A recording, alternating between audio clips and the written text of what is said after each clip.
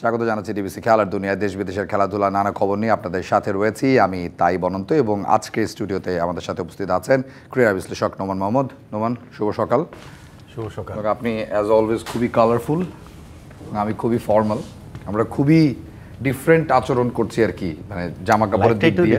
হ্যাঁ, এবং বাংলাদেশও খুব ডিফারেন্ট ক্রিকেটটা খেলছে। আমরা একটু বাংলাদেশের ক্রিকেট নিয়ে আপনার সাথে কিছুক্ষণ আলোচনা করে আমরা আবার একটু ফুটবলে যাব। কালকে আমাদের অনেক বড় একটা খেলা রয়েছে। ক্রিকেট নিয়ে যেটা আপনি হেডলাইনে দেখছিলেন যে খন্দকার জামিলের সংখ্যা, আপনারও তো মনে হয় একই সংখ্যা যে ওয়ানডে বিশ্বকাপে আমরা সরাসরি কোয়ালিফাই করতে হয়তো পারবো না। আদৌ পারবো কিনা এখন তো ওই সংখ্যার জায়গাটাও তৈরি হচ্ছে। সরাসরি কোয়ালিফাই করার স্পটে যে আমরা রাইট নাও নাই, ওই ট্র্যাকে যে আমরা নাই, সেটার সঙ্গে বোধহয় আমরা সবাই একমত। সেই জন্য এখন আফগানিস্তানের পক্ষে লাস্ট ম্যাচটাও আমাদের জন্য খুবই গুরুত্বপূর্ণ। আমরা সিরিজ হেরে গেছি, আমরা এই ম্যাচ জিতলেও সিরিজ জিতবো না, কিন্তু ওই ম্যাচ জয়টা বাংলাদেশের জন্য গুরুত্বপূর্ণ। কেননা আমাদের 31শে মার্চ 2027 সালে ওই সময়টাতে র্যাঙ্কিংয়ে টপ 9-এর মধ্যে থাকতে হবে। আমি সহজ করে যদি বোঝাই, এর মধ্যে অনেক হিসাব নিকাশ রয়েছে। সো এখন আমরা 10 নম্বরে রয়েছি, এবং যদি আফগানিস্তানের সঙ্গে আমরা লাস্ট ম্যাচটা হেরে যাই তখন কিন্তু আমাদের রেটিং পয়েন্ট আরও কমে যাবে। এখন আমাদের রেটিং পয়েন্ট 75, দুইটা ম্যাচ হারার পরে হয়েছে। এই ম্যাচটা হেরে গেলে সেটা 74 হয়ে যাবে, ওয়েস্ট ইন্ডিজের 80 আছে। সো গ্যাপটা বেড়ে যাবে। যদি আমরা এই ম্যাচটা জিততে পারি আমাদের 77 হবে, ওয়েস্ট ইন্ডিজের 80। এরপরে ওয়েস্ট ইন্ডিজ বাংলাদেশ যে নেক্সট সিরিজটা হবে সেটা অনেকটা শুট আউটের মতো, টাই ব্রেকারের মতো ফুটবলের। সো ওই সিরিজে যেই দল জিতবে সেই দল অনেকখানি এগিয়ে যাবে কোয়ালিফাই করার ক্ষেত্রে। কিন্তু আমি যেটা বলছিলাম যে সরাসরি কোয়ালিফিকেশনের জায়গাটা কি, এরপরে যে একটা সেকেন্ড ফেজ কোয়ালিফিকেশনে যদি আমরা যাই, ওইখানে যাদের বিপক্ষে আমরা খেলবো, এখন তো ওইসব দলের রেজাল্টে নজর রাখতে হচ্ছে যে নেপাল ওয়েস্ট ইন্ডিজকে হারিয়ে দিচ্ছে, নামিবিয়া সাউথ আফ্রিকাকে হারিয়ে দিচ্ছে, আমরা কিছুদিন আগে হেরে গেছি ইউএইর কাছে, গত বছর হেরেছি ইউএসের কাছে। এগুলো টি20 ফরম্যাট আমি জানি, কিন্তু ধরেন তারপরেও যখন ওয়ানডে ফরম্যাটের হিসাবটা যখন আসে তখন ওই সংখ্যার জায়গাটা আসলে তৈরি হয়, যেটা আসলে আমাদের জন্য আনথিঙ্কেবল ছিল। ইভেন আপনি যদি বছর দুয়েক আগের কথা বলেন, 2023 ওয়ানডে ওয়ার্ল্ড কাপে আমরা 3 নাম্বার দল হিসাবে খেলতে গিয়েছি বাছাই পর্বের। সেইখানে পরের ওয়ার্ল্ড কাপ আসার 2 বছর আগের এই মাঝখানের সময়টা বাংলাদেশ ক্রিকেটটার এত একটা অধপতন ঘটলো যে আমরা আসলে ওয়ার্ল্ড কাপে কোয়ালিফাই করতে পারবো কিনা সেটা নিয়ে। বাংলাদেশ আফগানিস্তান সিরিজ নিয়ে আমরা কথা বলছি, আমাদের সাথে রয়েছেন নোমান মোহাম্মদ। এই যে আপনি হিসেব নিকেশ বলছিলেন, হিসেব নিকেশ তো একটা থাকবেই, র্যাঙ্কিংয়ের উপরের দিকে উঠতে হবে আমাদের, আমরা টপ, আপনি বলছিলেন 9-এর কথা, এই হিসেবে জিম্বাবুয়ে সম্ভবত সরাসরি কোয়ালিফাই, এরকম অনেক ইস্যুজ রয়েছে। একটু বাংলাদেশের মানে বর্তমান যে ওয়ানডের সিচুয়েশন, আপনি যেভাবে দুটো ম্যাচ হেরেছেন, এতে তো মানসিকভাবে অনেকখানি পিছিয়ে পড়েছে দল, এবং আপনি থার্ড ওয়ানডে জেতার কথা বলছিলেন। এই মেন্টাল যেই ডিপ্রেশনই তো বলবো আমি এটাকে, ডিপ্রেশন ছাড়া 190 চেজ না করার কোনো কারণ, এই ডিপ্রেশন থেকে উত্তরণ ঘটিয়ে থার্ড ওয়ানডে জেতা, তার চেয়ে বড় কথা আপনি যেই পারফরমেন্স দেখাচ্ছেন, এতে ওয়েস্ট ইন্ডিজের বিপক্ষে ঘরের মাটিতে যদি 3-0 সিরিজ হেরে যান তাহলে তো 16 গলা পূর্ণ হয়ে যাবে। হ্যাঁ, 16 গলা পূর্ণ হয়ে যাবে। সেই ক্ষেত্রে আর বাংলাদেশের আর কোনো চান্স থাকবে না। আমাদের কাগজে কলমে যতই আমরা চান্স বের করার চেষ্টা করি না কেন, টেকনিক্যালি সেটা হয়তো সঠিক, কিন্তু আলটিমেটলি গিয়ে বাস্তবিক অর্থে সেটা আসলে সম্ভব হবে না। আমরা প্রথম 2টা ওয়ানডে ম্যাচ যে হেরেছি সেটা যে আমাদের জন্য খুব বিস্ময়কর হয়ে এসেছে বিষয়টা কিন্তু তা নয়। আমরা যদি এখন হঠাৎ করে মনে করি যে না বাংলাদেশের কি হলো, এটা কিন্তু বিষয়টা এরকম না। আমরা একটা কথা বলি যে বাংলাদেশ ওয়ানডে ফরম্যাটে আমরা সবচেয়ে স্ট্রংগেস্ট টিম, নো মোর। আমরা এটা গত 2 বছর ধরে নাই। 2023 ওয়ানডে বিশ্বকাপের পর থেকে বাংলাদেশের টেস্ট, ওয়ানডে, টি20-র যে পারফরমেন্স, সেইখানটাতে বাংলাদেশের ওয়ানডে পারফরমেন্স সবচেয়ে পুর। আমরা এই সময়ের মধ্যে টেস্ট ম্যাচ যে 16টা খেলেছি তার মধ্যে আমরা 5টা টেস্ট ম্যাচ জিতেছি, আর ওয়ানডে হচ্ছে কি আমরা 19টা ওয়ানডে ম্যাচ খেলে আমরা 5টা ওয়ানডে জিতেছি। টি20-তে আমরা 49টা খেলে 26টা জিতেছি। সো ওয়ানডে ফরম্যাটে আমাদের পারফরমেন্স সবচেয়ে খারাপ। সর্বশেষ 4টা ওয়ানডে সিরিজ আমরা টানা হেরেছি, সর্বশেষ 11টা ওয়ানডের মধ্যে 10টা হেরেছি। সো আমরা র্যাঙ্কিংয়ে 10 নম্বরে থাকবো না, কোথায় থাকবো? সেটা তো খুবই স্বাভাবিক। সো এই জায়গাটা থেকে আমাদের জন্য সত্যি আফগানিস্তানের বিপক্ষে লাস্ট ম্যাচ জেতাটা আমাদের জন্য হিউজ চ্যালেঞ্জিং। আর যদি সেটা আমরা না জিততে পারি, এইটা আমাদের যেই সেটব্যাকটা দিবে নেক্সট সিরিজে ওয়েস্ট ইন্ডিজের বিপক্ষে হোমে, তখন শুধুমাত্র আমরা 3-0-তে জিতলেই আমরা র্যাঙ্কিংয়ে ওয়েস্ট ইন্ডিজকে টপকে 9 নম্বরে যাব। অ্যাপার্ট ফ্রম দ্যাট যেটাই হোক না কেন, ইভেন যদি আমরা 2-1 ব্যবধানেও সিরিজ জিতি, তাহলেও কিন্তু আমরা র্যাঙ্কিংয়ে উপরে উঠতে পারবো না। কারণ ওয়েস্ট ইন্ডিজের সঙ্গে সিরিজটা গুরুত্বপূর্ণ এই সেন্সে, যেহেতু তারা 9 নম্বরে, আমরা 10 নম্বর, এবং 9 নম্বর হচ্ছে কোয়ালিফিকেশনের লাস্ট স্পট। 2027 ওয়ার্ল্ড কাপটা সাউথ আফ্রিকা, জিম্বাবুয়ে, নামিবিয়া এই 3টা দেশ হোস্ট করবে। তার মধ্যে নামিবিয়ার ডিরেক্ট কোয়ালিফিকেশন নেই, সাউথ আফ্রিকা আর জিম্বাবুয়ের রয়েছে। সাউথ আফ্রিকা র্যাঙ্কিংয়ে 6 নম্বরে, জিম্বাবুয়ে আছে 11 নম্বরে। জিম্বাবুয়ে টপ 8-এ ঢুকবে না, সাউথ আফ্রিকা টপ 8-এর বাইরে বের হবে না। সো সেই হিসাবে আমি নর্মাল বোঝার জন্য বলি যে টপ 9-এর মধ্যে থাকতে হবে 2027 সালের 31 মার্চের র্যাঙ্কিংয়ে। তো ওইখানটাতে আমরা ওয়েস্ট ইন্ডিজের সঙ্গে কীভাবে পারবো, এবং আপনি যে আশঙ্কার কথা বলছেন ইভেন 3-0-তে আমরা হেরে যেতে পারি। ওয়েস্ট ইন্ডিজেতে হয়তো আমরা 3-0-তেই সিরিজটা হেরেছি, কত বছরই হেরেছি। সেই কারণে আমরা সিরিজ হেরে গেলেও আফগানিস্তানের সঙ্গে এই লাস্ট ম্যাচ জেতাটা খুবই গুরুত্বপূর্ণ বাংলাদেশ ক্রিকেটের জন্য, ওয়ার্ল্ড কাপে কোয়ালিফাই করার জন্য। হ্যাঁ, মিরাজের মানে ক্যাপ্টেন্সিটা কেমন দেখছেন? ওভারঅল যেভাবে ক্যাপ্টেন্সিটা পেয়েছেন সেটা নিয়ে তো কিছু প্রশ্ন যদি কিন্তু রয়েই গেছে, বাট দলটাকে মনে হয় খুব বেশি একসাথে কথা বলারও সময় পাননি এবং ক্যাপ্টেন হিসেবেও নিজের জায়গাটা হতে দেখাতে পারেন। দেখুন, মানে আপনি আসলে ততটাই ভালো ক্যাপ্টেন যতটা ভালো আপনার দল। কালকে আমার খুব ভালো লেগেছে, ফারুক ভাই একটা কথা বলেছেন, এনসিএল এ ফারুক ভাই গিয়েছিলেন, সেখানে তিনি একটা কথা বলেছেন যে এখন টিম ভালো করছে না, মিরাজের ক্যাপ্টেন্সির অনেক লুপহোলস আমরা দেখতে পাচ্ছি। যখন টিম ভালো করবে তখন কিন্তু আমরা আবার সেই ভালো জিনিসগুলো দেখতে পাবো। ডেফিনেটলি মিরাজ ক্যাপ্টেন্স ম্যাটেরিয়াল, এবং ডেফিনেটলি যেইভাবে তাকে ক্যাপ্টেন করা হয়েছে নাজমুল হোসেন শান্তকে সরিয়ে, ওইটাকে আমি সমর্থন করি না। এটা কোনো প্রফেশনাল কথাই হতে পারে না। এমনকি ধরেন এই যে বুলবুল ভাইদের বোর্ড, ফাহিম ভাইদের বোর্ড, যারা হচ্ছে গিয়ে ক্রিকেটের এই সিস্টেমগুলো নিয়ে সবসময় উচ্চকিত থাকেন, তারা এই প্রসেসটা যেভাবে করেছেন সেটা আসলে ভেরি রং, এবং এটা খুবই একটা রং মেসেজ বাংলাদেশের ক্রিকেট ফ্র্যাটার্নিটিতে, ইভেন আমাদের ড্রেসিং রুমে গিয়েছে। কিন্তু এটা কোনো এক্সকিউজ না। আমি এখনও মনে করি যে মেহেদী হাসান মিরাজ ক্যাপ্টেন হিসেবে সফল হতে পারেন। তার সফল হওয়াটা বাংলাদেশ ক্রিকেটের জন্য খুবই জরুরি, নট নেসেসারিলি শুধু ওয়ান ডে ফরম্যাটে, নট নেসেসারিলি শুধু 2027 বিশ্বকাপ মাথায় রেখে আমি বলছি, আমাদের লং টার্ম ক্যাপ্টেন্সির একটা সলিউশন মেহেদী হাসান মিরাজ হতে পারেন। মানে আমি এখন আমি লিটনের সাথে কম্পেয়ার করছি না, আমি শান্তর সাথে কম্পেয়ার করছি না, কিন্তু আমি বলছি যে তাকে যত খারাপ ক্যাপ্টেন দেখাচ্ছে অত খারাপ ক্যাপ্টেন তিনি নন। যেহেতু টিম এত খারাপ খেলছে, 10টা ম্যাচের মধ্যে 11টা ম্যাচের মধ্যে 10টা ম্যাচ যদি হারে এবং সেই মিরাজের ক্যাপ্টেন্সিতেও আমরা একটা মাত্র ম্যাচ জিতেছি, তখন আসলে সেটাকে খুব আমরা তো টি-20 সিরিজটা খুব ভালো খেলে ফেললাম, তো হঠাৎ করে গিয়ার এত চেঞ্জ হয়ে গেল যে আমরা ওয়ান ডেটাও গিয়ে টি-20-র মতো খেলছি। দে আর প্রফেশনাল ক্রিকেটার্স, তারা তাদের ক্যারিয়ারের, তাদের জীবনেরই বড় সময় ধরে ক্রিকেট মাঠে কাটিয়েছেন। আপনি যেমন স্টুডিওতে হয়তো কাটিয়েছি। সো তাদের তো আমাদের থেকে ভালো বোঝার কথা, জানার কথা। যেভাবে আউট হয়েছেন এক একজন, খুবই দৃষ্টিকটু। অবশ্যই দেখেন, এই যে আপনি আমার আপনার কথা বললেন, আজকের প্রোগ্রামটা আমি হয়তো ভালো ততটা নাও বলতে পারি, আমি হয়তো তত ভালো ইনপুট নাও দিতে পারি, কিন্তু দ্যাট ডাজেন্ট মিন যে আমি এই জায়গাটাতে হচ্ছে গিয়ে সারেন্ডার করে ফেলবো, যে না আমি কিছুই জানি না, কিছু হবে না। আপনার প্রোগ্রামে আসার আগে আমার সার্টেন লেভেলে হোমওয়ার্ক করা আছে, আমি কি বিষয় নিয়ে কোন কথা বলবো। আপনি আমাকে বলেছেন যে আমরা এই পার্টে ক্রিকেট নিয়ে কথা বলবো, এই পার্টে ফুটবল নিয়ে, আমি একটা কাজ করেছি না, হোমওয়ার্ক করেছি না। নট নেসেসারিলি আমি একটা বেস্টটাই ডেলিভার করতে পারছি, কিন্তু আমি আমার মতো হোমওয়ার্ক করেছি। কিন্তু আমাদের ক্রিকেটাররা ওয়ান ডে ফরম্যাটে যেটা হয়েছে, 190 রানে এই উইকেটে চেস করতে পারবে না, এটা অ্যাবসার্ড। আমাদের ক্যাপ্টেন টসের সময় বলেন যে এই উইকেটে 250 চেজেবল, তার চেয়ে 60 রান কম দিয়েছেন তার বোলাররা, ফিল্ডাররা, তার চেয়ে 81 রান আমরা কম করেছি। এটা অ্যাবসার্ড একটা প্রপোজিশন, এটা আসলে হতেই পারে না। একটা দেশের ক্রিকেটের অবস্থা কতটা খারাপ হলে এরকম একটা জায়গায় যেতে পারে, সেইটাই আমাদের গত ম্যাচটা, স্পেশালি প্রথম ম্যাচটাও আমরা খারাপ খেলেছি, কিন্তু গত ম্যাচটার আসলে কোনো এক্সকিউজই আমার কাছে নেই। সো বাংলাদেশ ক্রিকেটের একটাই একটু আমি আসার জায়গা দেখি, বাংলাদেশ ক্রিকেটটা তো আসলে বাংলাদেশের বাইরে না, আমাদের সোসাইটির বাইরে না। আমাদের সোসাইটিতে অনেক সময় হয় যে আমরা একেবারে ধ্বংস হয়ে গেছি, ভাঙচুরের চূড়ান্ত পর্যায়ে চলে গেছি, ওই সময় আমরা ঘুরে দাঁড়াই, যেই জায়গাটাতে আসলে ওই রকম এক্সপেকটেশন থাকে না। সো বাংলাদেশের ওয়ান ডে ফরম্যাটটাও ওই রকমভাবে ঘুরে দাঁড়াবে, ওই হোপ এগেন্স্ট দ্য হোপ, এর বাইরে আমাদের এই মুহূর্তে আর কি করার আছে? জি, জাকেরের ব্যাটিং ওয়ান ডে তো যেভাবে আউট হয়েছেন লাস্ট ম্যাচে, এটা কি আসলে আপনার মনে হয় যে টি-20 ক্যাপ্টেন্সি, সেখান থেকে প্রচণ্ড সমালোচনা, তাকে নিয়ে ভয়ঙ্কর ভয়ঙ্কর মিমস আমরা দেখেছি, কোথাও একটা মেন্টাল ব্লকেজ তৈরি হয়েছে তার? True, 100% true. এখন ঘটনাটা হচ্ছে যেটা, আপনি যদি খারাপ খেলবেন, আপনি পারফর্মিং আর্টে যখন আছেন এবং এখনকার এই সোশ্যাল মিডিয়ার যুগের যে ফেনোমেনা, তাতে আপনাকে নিয়ে খারাপ করলে আপনি এইরকমভাবে সমালোচনার শিকার হবেন। আমি এটা সাপোর্ট করছি না, আমি এটা বলছি না যে ট্রোল করাটা ঠিক, কারণ ভাই ওনারা প্রফেশনাল ক্রিকেটার, ওনারা ক্রিকেট খেলতে গেছেন, দেশকে রিপ্রেজেন্ট করতে গেছেন, এটা তো অপরাধ না। কিন্তু খারাপ করলে আপনার সমালোচনা নিতে হবে। সেই সমালোচনা একসময় ফরম্যাটটা ছিল পত্রিকায় লেখা, তারপরে ফরম্যাটটা এসেছে যে যখন টেলিভিশন, বাংলাদেশে বিটিভি, আমি বাংলাদেশের পার্সপেক্টিভ দিয়ে বলছি, অনেকগুলো টেলিভিশন চ্যানেল আছে, সেখানে যাও, তারপরে হচ্ছে কি এখন অনলাইন মিডিয়া, তারপরে এখন সোশ্যাল মিডিয়া।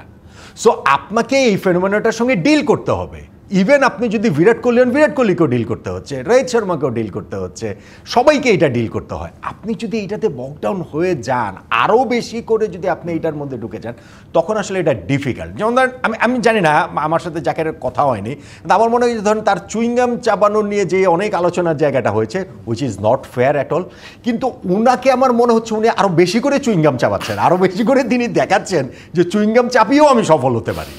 সো এইটা যদি আপনি করেন, আপনার সেই ক্যাপাবিলিটির জায়গাটা আছে, আপনার সেই সামর্থ্যের জায়গাটা কি আছে? আপনার সেই সামর্থ্যের জায়গাটা নেই। রাশিদ খানের সামনে এই মুহূর্তে জাকের আলী অনিককে যেমন লাগছে, আমাকেও ঠিক তেমনই লাগতো, আমাকে নামে দেন তেমনই লাগতো। এবং লাস্ট ম্যাচে তিনি যেভাবে আউট হয়েছেন, তিনি তো রাশিদ খানের বলে আউট হননি, কিন্তু তিনি লেগ স্ট্যাম্প থেকে 2 হাত আরও বাইরে সরে গিয়ে অফ স্ট্যাম্পের বাইরের বল যেভাবে তিনি কাভারে তুলে দিয়েছেন, এটাকে আসলে প্যাথেটিক বললেও কিছু বলা হয় না। এটা আসলে এটা মানে একজন ব্যাটসম্যানের কতটা খারাপ সময় থাকলে। জাতীয় ক্রিকেট লিগের টি20 ভার্সন, সেটা নিয়ে কথা বলবো নোমান মোহাম্মদের সাথে। নাসির ওপেন করছেন, আমরা বলছিলাম যে নাইম রয়েছেন, আকবর আলীও মনে হয় টপেই খেলছেন।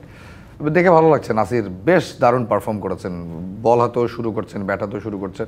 কিন্তু ওভারঅল এই টুর্নামেন্টটা কোথায় যেন একটু মানে রংটা একটু বিবর্ণ, something is missing in this tournament. আপনার মনে হয় কি? একটা প্রথমত মিসিং যদি বলেন যে আমাদের ফোকাস থেকে একটু বাইরে, যেহেতু ন্যাশনাল টিমের খেলাটা হচ্ছে, ন্যাশনাল টিম এশিয়া কাপ খেললো, তারপরে যে এখন আফগানিস্তানের বুকে সিরিজ খেলছে, এই কারণে বিসিবি নির্বাচনও ছিল, বিসিবি নির্বাচন ছিল, ফলে ওই জায়গাটাতে একটু ফোকাসের বাইরে, নাম্বার 1। আর নাম্বার 2 হচ্ছে যে কোয়ালিটি অফ ক্রিকেট খুব ভালো না। আপনি এটা নাসিরের পার্সপেক্টিভ থেকে খুব ভালো যে তিনি final man of the match হয়েছেন, তার আগের ম্যাচটাতেও প্লেয়ার অফ দ্য ম্যাচ হয়েছেন, তিনি টুর্নামেন্টে ভালো খেলেছেন, নাইম ইসলাম তিনিও ভালো খেলেছেন, বা অন্যান্যদের যাদের কথা আমরা বলতে পারি যে অনেকের অভিজ্ঞ ক্রিকেটার। কিন্তু আপনি যদি বাংলাদেশ ক্রিকেট পার্সপেক্টিভ চিন্তা করে দেখেন, তাহলে তারা যদি এখনও টুর্নামেন্টের সবচেয়ে ডিসাইডার হয়ে যায় এরকম প্লেয়ারগুলো, তাহলে হচ্ছে কি অন্যরা কী করছেন? আমাদের সেই কোয়ালিটির জায়গাটা কোথায়? নট নেসেসারিলি আপনার কোয়ালিটি সবসময় খুব ভালো হতো, যেমন ধরুন গত NCL টি20তে বেস্ট প্লেয়ার হয়েছিলেন আবু হায়দার রনি। তো আবু হায়দার রনি আবার এই টুর্নামেন্টে খুবই নিষ্প্রভ। আমাদের এইখানটা থেকে যেইটা হয় যে বিপিএলের আগে একটা টুর্নামেন্ট, যেই টুর্নামেন্ট থেকে বিপিএলের একটা প্রস্তুতি হবে, ফ্র্যাঞ্চাইজিগুলো প্লেয়ার পিক করতে পারবে। এখন তো ফ্র্যাঞ্চাইজি নাই, কে প্লেয়ার পিক করবে, কে দেখবে, কোথায় দেখবে?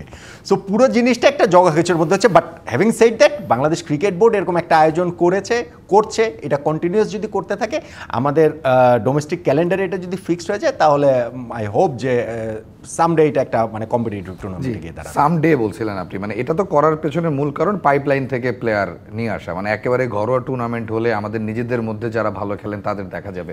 আপনি এরকম 5টা প্লেয়ার দেখেছেন এবারে এনসিএল যারা খুব ভালো নট নেসেসারিলি, যেমন ধরুন হচ্ছে রুবেল ছেলেটা, তার হচ্ছে বোলিংটা থেকে ভালো লেগেছে আমার কাছে। যেমন অভিষেকের দিকে আমি একটু তাকিয়েছিলাম, যেহেতু ইনজুরির কারণে দীর্ঘ একটা সময় ধরে তিনি বাইরে ছিলেন, আন্ডার-19 আমাদের ওয়ার্ল্ড কাপ উইনিং টিমের মেম্বার, তিনি ভালো খেলেছেন। আকবর যেমন খুব ভালো খেলেছেন। আকবরকে আমার সবসময় মনে হয় যে বাংলাদেশ ক্রিকেটে একটা খুব মিসিং, এই সেন্সে যে তার ক্রিকেটীয় যে সেন্সটা আছে সেইটাকে আমরা কাজে লাগাতে পারি না।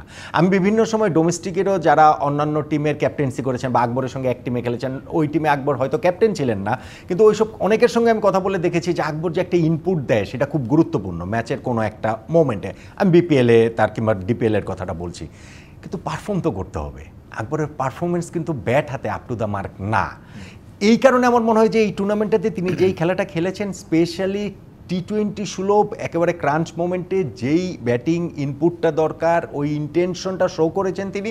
সো এইটা যদি তিনি কন্টিনিউ করতে পারেন, আমার কাছে মনে হয় যে বাংলাদেশ ক্রিকেটের এই জায়গাটাতে একটা আমরা ক্রিকেট ব্রেইনটাকে আমরা কাজে লাগানোর একটা জায়গায় যেতে পারে। আমি নট নেসেসারিলি আকবর আলীর ব্যাটসম্যানের আকবর আলীর আমি খুব ভক্ত তা নয়, তাকে অনেক লিমিটেড বরং আমার কাছে মনে হয়, কিন্তু তার ক্রিকেট ব্রেইনটাকে কাজে লাগাতে হলেও তার ওই ব্যাটিং একটু ভালো করাটা প্রয়োজন। এটা তার নিজের তাগিদও আসলে ভালো করা উচিত, কারণ তিনি আন্ডার-19 ক্রস করে অনেক দূর চলে এসেছেন। অবভিয়াসলি, ইনফ্যাক্ট আমাদের ওই আন্ডার-19 টিমে শুধুমাত্র ওই আকবর আলী এবং অভিষেক চরণ্য ছাড়া বাকি সবারই কিন্তু ন্যাশনাল টিমে ডেবিউ হয়ে গেছে। আকবরও প্রবাবলি একটা দুটো ম্যাচ খেলেছেন, না খেলা নেই কোনো ম্যাচ, কিন্তু একটা সিরিজে তাকে আসলে ডাকা হয়েছিল ন্যাশনাল টিমে। সো সেইটা আসলে আকবর সবাই ন্যাশনাল টিমে সুযোগ পেয়ে যাবে এবং তার ক্যাপ্টেনই পাবেন না, এইটা একটু। কালকে বাংলাদেশ হংকংয়ের একটা বিগ ম্যাচ রয়েছে ফিরতি লেগ, আমরা এটা নিয়ে আপনার সাথে কথা বলবো। ডিবিসি খেলার দুনিয়ায় সময় হয়েছে একটা বিরতির, আমরা ফিরে আসছি কিছুক্ষণের মধ্যে। স্বাগত আরো একবার, দেখছেন ডিবিসি খেলার দুনিয়া। আমাদের সাথে স্টুডিওতে আজ উপস্থিত আছেন নোমান মোহাম্মদ। নোমান, সম্ভবত কাবরেরার গেল 3 বছর বা 2.5 বছরের যে জার্নি, তাতে এই প্রথম ফুটবল ফেডারেশন থেকে কেউ ওপেনলি এত কিছু বলেছেন কাবরেরার পারফরমেন্স নিয়ে, যে জবাবদিহিতার আওতায় আনা উচিত বা হোয়াট এভার ইট ইজ। মানে কাবরেরা যেভাবে টিম সিলেকশন করেছেন, হেরে গেলে তো জিতলে আসলে এসব নিয়ে আলোচনা হতো না, হেরে গেছেন যেহেতু 3টা ম্যাচের মধ্যে একটাতেও জয় নেই। আপনি হয়তো ক্লোজ গেছেন, Bangladesh as a football team grow করছে, কিন্তু ফল তো এনে দিতে পারছেন না। এবং আপনিও মনে করেন কিনা, কারণ অনেকেই বলছেন যে কাবরেরা আসলে আর চলছে না, we need a new coach যিনি দলকে আরও পাল্টে দেবেন। আপনি কি অ্যাগ্রি করেন এরকম কোনো? না, যদি আমরা এই সাইকেলে সফল না হতে পারি তাহলে তো অবশ্যই নতুন কোচের দিকে আপনার যেতে হবে। অবশ্যই ফল এনে দিতে পারছেন না বলেই আমরা এই আলোচনা করছি রে ভাই। আমার বাংলাদেশ ওই ম্যাচটা যেভাবে হেরেছে, এইটা আমার কাছে এখনও অবিশ্বাস্য লাগে যে এই ম্যাচ বাংলাদেশ হারে কীভাবে। এবং আমার কাছে এক্স্যাক্টলি আপনি যে আলোচনাটা করলেন, কথাটা তুললেন, সেখানটাতে আমার মনে হয়েছিল যে 2022 ওয়ার্ল্ড কাপে ব্রাজিল যেভাবে হেরেছে, নেইমার গোল দিয়েছেন, ব্রাজিল এক্সট্রা টাইমে গিয়ে গোল দিল, গোলটা প্রোটেক্ট করলেই হয়, অকারণে তারা আরও একটা সেকেন্ড গোলে আরও অ্যাটাকিং ফুটবল খেলতে গিয়ে ডিফেন্সটা ওপেন করে দিয়ে গোলটা খেয়ে গেল, টাই ব্রেকারে হেরে ব্রাজিল ওয়ার্ল্ড কাপ থেকে আউট। ব্রাজিল আউট বলেও তো তিতে আউট হয়ে গেল। তিতের তো কিন্তু ওইখানে ন্যাশনাল টিমের ক্যারিয়ারটা ওই জায়গাটাতে থমকে গেল। এখন যদি ধরেন ওই গোলটা প্রোটেক্ট ব্রাজিল করতে পারতো ওই মোমেন্টটাতে, তাহলে তো হয়তো বা ব্রাজিলের হিস্ট্রি, তৃতীয়ের হিস্ট্রি অন্যভাবে লেখা হতো। তো কাবরেরার ক্ষেত্রেও সেইটা, আমরা যতই ক্লোজ যাই না কেন, আলটিমেটলি আমরা জিততে পারিনি, আমরা ড্র করতে পারিনি, যেটা আমাদের ডিজার্ভিং ড্র ছিল। এবং ওই মোমেন্টটাতে আমার কাবরেরার ব্যাপারে 2টা অবজারভেশন আছে, খুবই স্ট্রং অবজারভেশন। একটা হচ্ছে গিয়ে যে এই টিমটা যে 11টা সাজানো হয়েছে, সেইখানটাতে আপনি যখন ক্যাপ্টেনকে বাইরে রাখবেন, ম্যাচের পর ম্যাচ বাইরে রাখবেন, এইটা টিমের মধ্যে এক ধরনের একটা অস্থিরতা তৈরি করে। তাহলে আপনি জামাল ভুঁইয়াকে ক্যাপ্টেন্সি থেকে সরিয়ে আরেকজনকে আপনি স্থায়ী ক্যাপ্টেন করেন, আমার কিন্তু কোনো অসুবিধা নাই।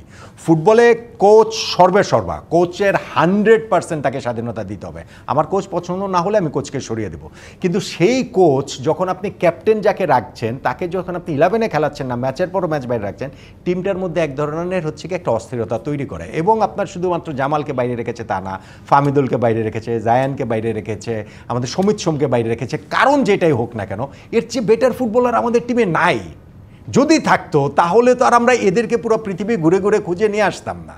সো এই জায়গাটাতে আমার কাছে মনে হয় যে আমাদের মানে কোচের একটা খুবই খুবই গ্রস একটা জায়গা মিস্টেক ছিল।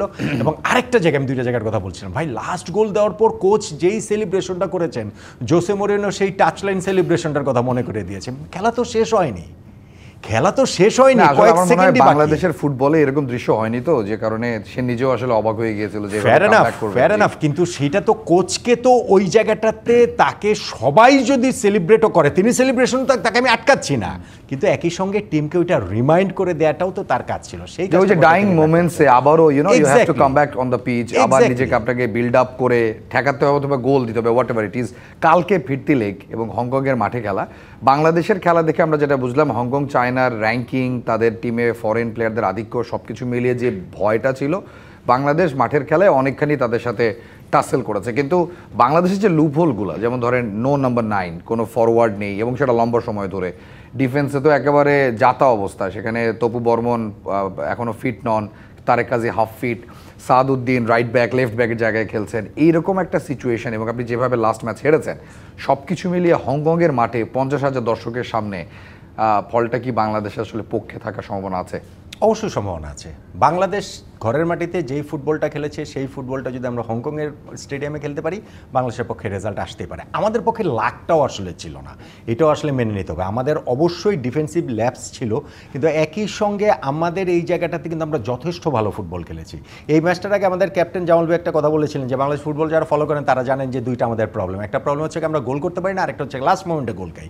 সো গোল করতে পারি না, নাম্বার 9 ছাড়াও কিন্তু আমরা 3-3টা গোল করেছি, এবং শুরুতে গোল করেছি 3-1 পিছিয়ে যাওয়ার পর 3-3 করেছি, 99তম মিনিটে গোল দিয়ে আমরা ম্যাচের সমাধান ফিরেছি, কিন্তু লাস্ট মোমেন্টে গোল খাওয়াটা কিন্তু আমরা আটকাতে পারিনি।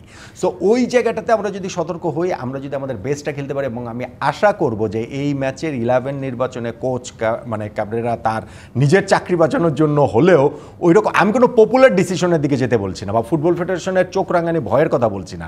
ফুটবলে কোচ 100% সর্বেসর্বা, একেবারে তিনি যা করবেন তার সিদ্ধান্তই চূড়ান্ত মেনে নিতে হবে, কিন্তু সেটা যদি রং হয় আমরা তাকে চেঞ্জ করতে পারি। সো আমি আশা করছি যে কাবরেরা ওই জায়গাটাতে ওইভাবে রিয়্যাক্ট করবেন, 11টা প্রপার 11 করবেন, এবং আমাদের এই ফুটবলার সমিত কি জায়ান কিংবা হচ্ছে কি আমাদের জামাল, এদেরকে 11-এ, ফামিদুল, এদেরকে 11-এ ইনক্লুড করলে হংকংয়ের সাথে অবশ্যই বাংলাদেশের, আমি ড্র বলবো না, আমি বলবো যে জেতা অসম্ভব। ভাই আমরা র্যাঙ্কিংয়ে অনেক পিছিয়ে আছি, র্যাঙ্কিংয়ে অনেক পিছিয়ে আমরা ভারতের চেয়েও ছিলাম, কিন্তু ভারতের মাটিতেও কিন্তু আমরা হচ্ছে কি খুবই চোখে চোখ রেখে লড়াই করেছি এবং হংকংয়ের সঙ্গে এই ম্যাচটাতেও সেটা করছি। ইনফ্যাক্ট সিঙ্গাপুরের বিপক্ষে ম্যাচ আমরা ভালো খেলছি।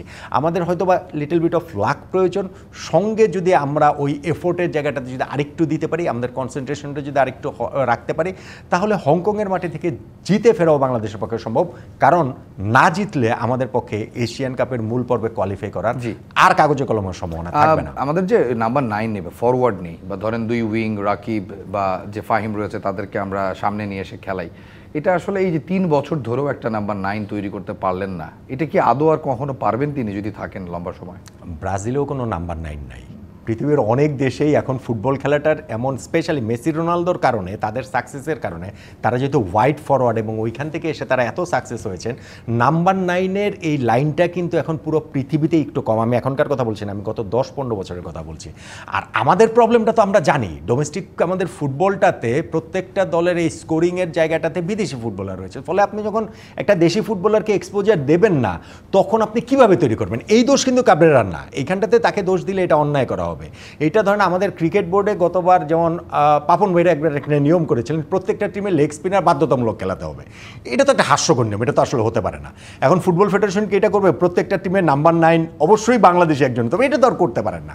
কিন্তু আমরা বলছি যে ওভারঅল যদি আমরা ওই প্র্যাকটিসের জায়গাটা যদি তৈরি হয়, আমাদের নাম্বার 9 যারা মানে এখন যারা বেড়ে উঠছেন, তারা যদি মনে করেন যে না, আমি আমার ওর্থটা শো করতে পারলে ক্লাবে আমি নাম্বার 9 পজিশনটা ফার্স্ট 11-এ পাবো, ইন দ্যাট কেস গিয়ে ওই সমস্যার সমাধানটা হয়তো বা হবে।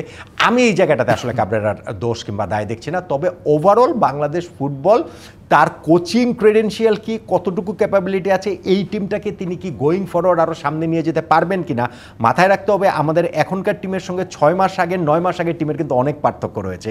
এই হামজা কিংবা ফাহমিদুল কিংবা সমিত সোমরা কিন্তু ইনক্লুড হননি। ফলে এদেরকে লিড করার মতো যথেষ্ট যোগ্য কোচ হাবিয়ার কাবরেরা বলে আমার কাছে অন্ততপক্ষে মনে হয় না।